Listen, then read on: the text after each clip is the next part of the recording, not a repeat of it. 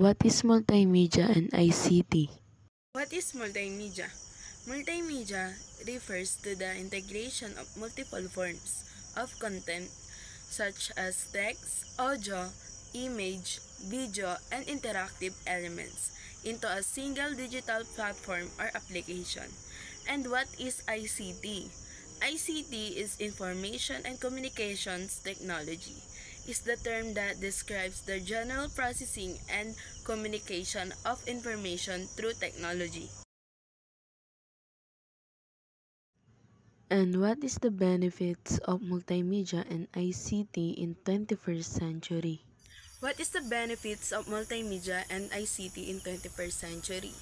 Multimedia and ICT in 21st century can help to enhance education, communication, business, entertainment, and technology. Number 1 is enhances learning experiences.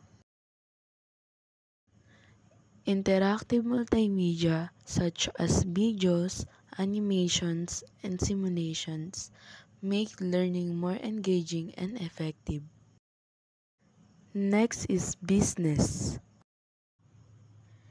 Improves marketing and advertising. Multimedia enhances branding through digital marketing strategies like video, ads, social media content, and interactive websites.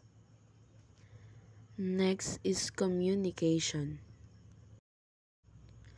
Communications is it helps you connect with others and share ideas. Technology has influenced me the way I learn, get the information, think, and interact. They improve learning, instant global connectivity, boost marketing and productivity, and also it enhance our understanding.